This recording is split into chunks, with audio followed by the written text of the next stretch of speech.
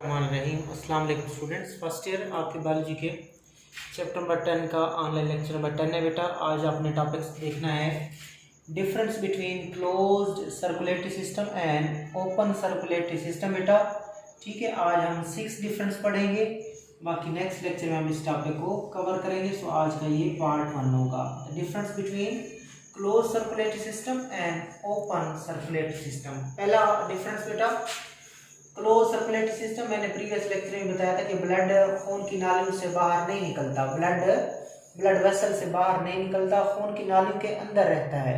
सो देखें, blood always remain in the blood vessel, blood always remain in the blood vessel, कि खून की नालियों के अंदर रहता है and does not come out in direct contact with other cell of the body, और दूसरे सेल के साथ डायरेक्ट कांटेक्ट में नहीं आता। सो इसी वजह से इसका नाम है क्लोज सर्कुलेटरी सिस्टम। जबकि देखते हैं ओपन सर्कुलेटरी सिस्टम बेटा, नाम से जाहिर है यहाँ पे खून ब्लड वेसल के जाल से निकलता है, नेटवर्क ऑफ ब्लड कैपिलरी से बाहर निकलता है और सेल के साथ डायरेक्ट कांटेक्ट में आता है। Blood does not remain enclosed in the blood vessel and come out in direct contact with other body cell and baths them. तो यहाँ पे जो ब्लड होगा वो ब्लड वेसल के अंदर सिर्फ एनक्लोज नहीं रहता, बल्कि ब्लड वेसल से बाहर निकलकर सेल के साथ डायरेक्ट कांटेक्ट में आ जाता है और उन सेल्स को डायरेक्टली बात करता है, नहलाता है। आगे चलते हैं दूसरे फर्क की तरफ। Interconnected system of arteries, veins and capillaries is present.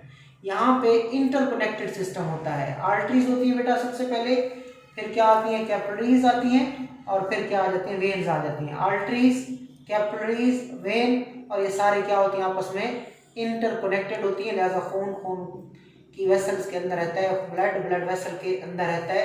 तो यहाँ पे नेटवर्क पाया जाता है आर्टरीज का, कैपिलरीज का और वेन्स का। Interconnected system of arteries, veins and capillaries is present. ये इंटरकनेक्टेड सिस्टम है, इंटरकनेक्टेड नेटवर्क है, आर्टरी का, कैपिलरी का और वेन का, वो प्रेजेंट होता है।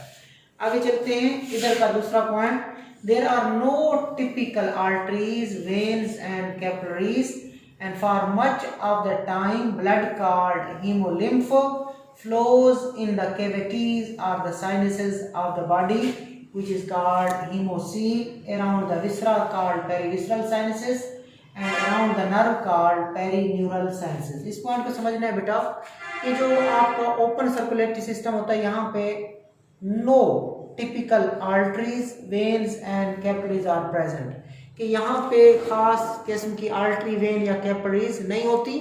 And for much of the time the blood called haemolymph flow in the cavities और the sinuses of the body called haemocoel, और ज़्यादातर इनका जो ब्लड होता है उसको हीमोलिम्फ कहते हैं।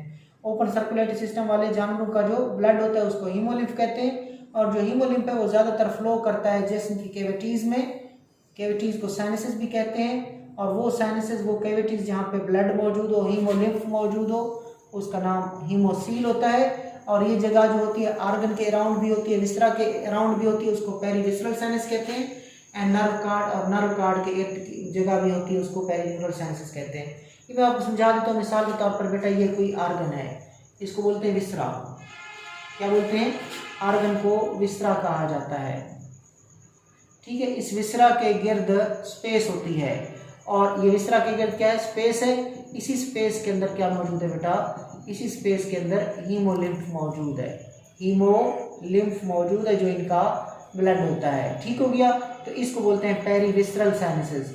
सपोज ये नर्व कार्ड है, इस नर्व कार्ड के गिर्द भी जगह होती है, और इस जगह को पेरीन्यूरल साइनसेस कहते हैं। तो इस पेरीन्यूरल साइनसेस में भी क्या मौजूद होता है, ब्लड मौजूद होता है। सो ब्लड जो होता है पेरीन्यूरल साइनसेस में भी हो सकता है, पेरीविसरल साइनसेस में भी हो सकता है, और main body cavity, main sinuses जिसको हीमोसील कहते हैं, उसमें भी ब्लड हो सकता है।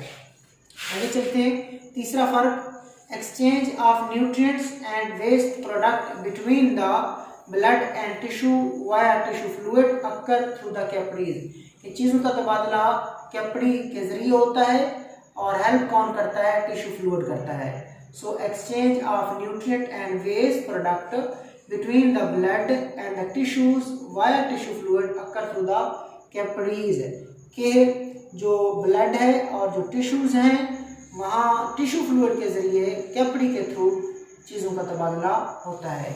यहाँ पे तीसरा पॉइंट क्या है कि exchange of nutrient and waste product between the blood and the tissues occurs when blood directly bath the tissues. यहाँ पे जो खून होता है वो ब्लड वेसल से बाहर निकल आता है, ये ब्लड है और उसके बाद आगे खाली जगह आ जाती है, वहाँ पे क्या पड़े होते हैं, टिश्यूज पड़े होते हैं, और ये ब्लड क्या करता है, ब्लड वेसल को छोड़कर स्पेसेस में आ जाता है और डायरेक्ट चीज़ों का क्या करता है, तबादला करता है। ठीक हो गया, अच्छी चीज़ें सेल को मिल जाती हैं और वेस्ट चीज़ें कहाँ चली जाती हैं, ब्लड में चली जाती हैं।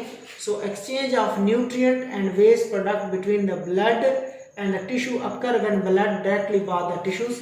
जब ये ब्लड जो है डायरेक्टली टिश्यू को बाथ करता है तो तभी न्यूट्रिएंट्स का और वेस्ट का तबादला हो जाता है। चौथा पॉइंट, ये जो सिस्टम है आपका close circulatory system, this close circulatory system also transpose the gases such as oxygen and carbon dioxide. याद रखिएगा बेटा, ये जो क्लोज सर्कुलेटरी सिस्टम होता है, ठीक है, एक तो दूसरों की चीज़ों की ट्रांसपोर्ट करता है, उन चीज़ों के ट्रांसपोर्ट के साथ साथ गैसों का ट्रांसपोर्ट भी करता है, कार्बन डाइऑक्साइड और ऑक्सीजन की ट्रांसपोर्ट भी करता है। जबकि इधर चौथा पॉइंट क्या है कि this system does not transport gases such as oxygen and carbon dioxide. याद रखिएगा बेटा, ओपन सर्कुलेटरी सिस्टम गैसों का तबादला नहीं करता, तो गैसों के तबादले के लिए इनमें ट्रेकियल सिस्टम पाया जाता है। या जो जानवर ओपन सर्कुलेटरी सिस्टम शो करते हैं उनमें गैसों के तबादले के लिए अलग सिस्टम होता है, उस सिस्टम का नाम ट्रेकियल सिस्टम है। और उसके बाद यहाँ पे जो ओपन सर्कुलेटरी सिस्टम है गैसों का तबादला नहीं करता। आगे चलते हैं, पांचवा पॉइंट पढ़ते हैं कि respiratory pigment haemoglobin is dissolved in the blood, कि इनमें रेस्पिरेटरी पिगमेंट हीमोग्लोबिन पाया जाता है। जो क्लोज सर्कुलेटरी सिस्टम वाले जानवर होते हैं उसमें रेस्पिरेटरी पिगमेंट हीमोग्लोबिन ब्लड के अंदर पाया जाता है। Nucleated white blood cells are also present, जबकि न्यूक्लियस रखने वाले व्हाइट ब्लड सेल भी पाए जाते हैं। तो क्या सीखा आपने पांचवें पॉइंट में कि जो क्लोज सर्कुलेटरी सिस्टम वाले एनिमल होते हैं उनमें रेस्पिरेटरी पिगमेंट होता है जिसका नाम हीमोग्लोबिन है, वो ब्लड के अंदर डिसॉल्व होता है, न्यूक्लिएटेड व्हाइट ब्लड सेल भी पाए जाते हैं। जबकि इधर पांचवा पॉइंट क्या बनेगा, no respiratory pigment and blood is colourless in which nucleated white blood cells are present. तो लिहाजा यहाँ पे ओपन सर्कुलेटरी सिस्टम में जो ब्लड होता है जिसको हीमोलिम्फ कहते हैं बेटा, इस हीमोलिम्फ के अंदर, इस ब्लड के अंदर कोई रेस्पिरेटरी पिगमेंट नहीं होता। चूंकि रेस्पिरेटरी पिगमेंट नहीं है लिहाजा खून क्या होता है, कलरलेस होता है। जहाँ पे यहाँ पे भी व्हाइट ब्लड सेल जो होते हैं वो न्यूक्लियस वाले मौजूद होते हैं, लेकिन ब्लड में रेस्पिरेटरी पिगमेंट नहीं है लिहाजा कलरलेस है, और यहाँ पे भी nucleated white blood cells present होते हैं। आज का last point, this is regarded as most advanced type having greater efficiency maintaining the blood pressure and economy of the blood volume. ये इसके 4 फायदे बताए हैं उसने, क्लोज सर्कुलेटरी सिस्टम के 4 फायदे बताएं। पहला फायदा क्या बताया कि जो क्लोज सर्कुलेटरी सिस्टम होता है इट इज मोस्ट एडवांस्ड, ये तरक्की याफ्ता है। हैविंग ग्रेटर एफिशिएंसी, इसकी एफिशिएंसी कारकर्दगी अच्छी है। मेंटेनिंग द ब्लड प्रेशर, ये जो क्लोज सर्कुलेटरी सिस्टम है ये ब्लड प्रेशर को भी मेंटेन करता है।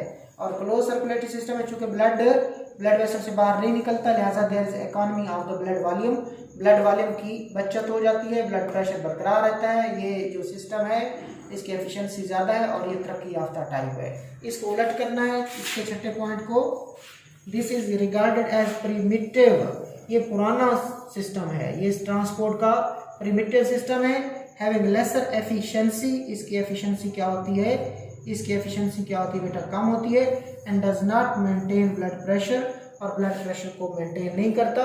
यहाँ पे ब्लड वॉल्यूम की इकोनॉमी भी नहीं होती। उन्हीं 4 पॉइंट को आपने क्या करना था, अपोजिट करना था। तो ये आपका आज का टॉपिक था, the difference between close circulatory system and open circulatory system, और इसका पार्ट 1। अल्लाह हाफिज़।